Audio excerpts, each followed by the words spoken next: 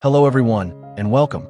Today, we're diving deep into one of the most profound and transformative statements ever uttered by the Buddha. A statement so simple, yet so revolutionary, that it holds the key to unlocking your true potential and shaping the reality you experience. The quote is this: "The mind is everything. What you think you become."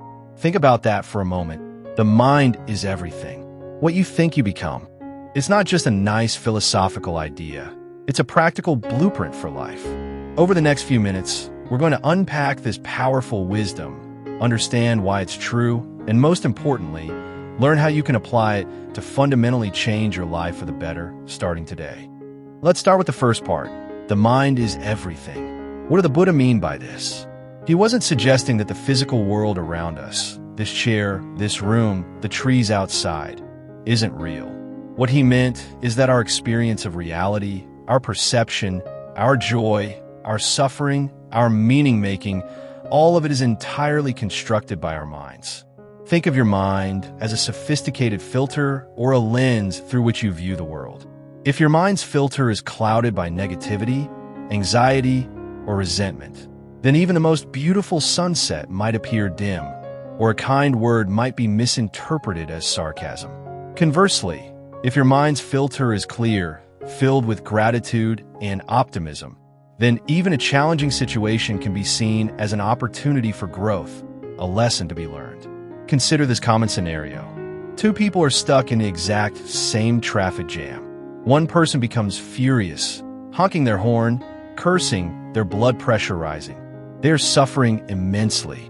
The other person calmly puts on a podcast or uses the time to practice mindfulness, or simply enjoys a moment of quiet reflection. The external situation, the traffic, is identical, but their internal experience is vastly different.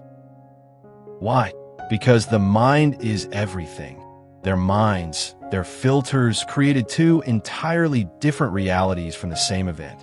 Now, let's move to the second, equally crucial part: what you think you become. This isn't just about positive thinking, although that's a part of it. This delves into the very mechanics of how our thoughts shape our destiny, often referred to as karma. But forget any mystical interpretations for a moment. Think of karma simply as the law of cause and effect in the mental realm. Imagine your thoughts as seeds. If you continuously plant seeds of anger, resentment, or self-doubt in the garden of your mind, what kind of harvest can you expect? A garden full of bitterness, conflict, and self-limitation. You become the person who embodies those thoughts. Conversely, if you cultivate thoughts of compassion, courage, generosity, and self-belief, what will grow? A life rich with connection, resilience, opportunity, and success. You become the embodiment of those positive qualities. This isn't a one-time event. It's a continuous loop. Our thoughts lead to our beliefs. Our beliefs drive our actions. Our actions, repeated over time, form our habits. And our habits ultimately forge our character and define our destiny. So, if you constantly think, "I'm not good enough," or "I'll never succeed," those thoughts will lead to actions that confirm those beliefs. Perhaps you won't try as hard, or you'll give up easily. And in doing so, you will quite literally become the person you feared you were. But the good news is, this works in reverse too. If you think, "I am capable, I am learning and growing," those thoughts will inspire actions that lead to capability and growth. So, how do we harness this incredible power? How do we become the conscious architects of our minds and, by extension, our lives? The first and most crucial step is mindfulness. You cannot change what you are not aware of. Mindfulness is simply paying attention to your thoughts, feelings, and bodily sensations in the present moment, without judgment. It's about becoming the observer of your mind, rather than being swept away by every fleeting thought. When you notice a negative thought arise, perhaps a critical voice or a worry about the future, you don't fight it. You simply acknowledge it, like watching a cloud pass by in the sky.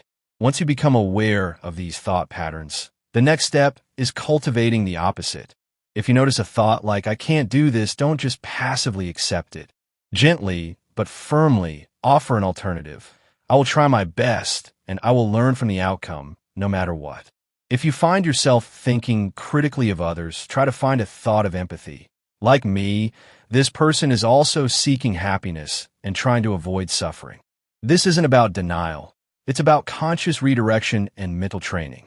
Finally, establish a daily practice of intention, setting, and affirmation. Dedicate just 5 to 10 minutes each morning to consciously decide what kind of person you want to be today. What qualities do you want to embody? What thoughts do you want to cultivate?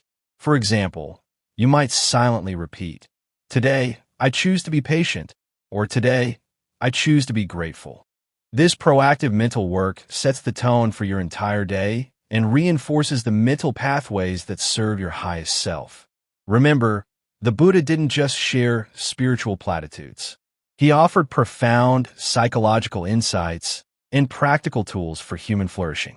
His teaching that the mind is everything. What you think you become is not a passive observation. It's a powerful call to action. It reminds us that we are not victims of circumstance or slaves to our impulses. We have agency. We have the incredible power to choose our thoughts, and in doing so, to choose our character, our experiences, and ultimately, our destiny. This journey begins with a single conscious thought. It begins right now. What will you choose to think? What will you choose to become? Thank you for watching.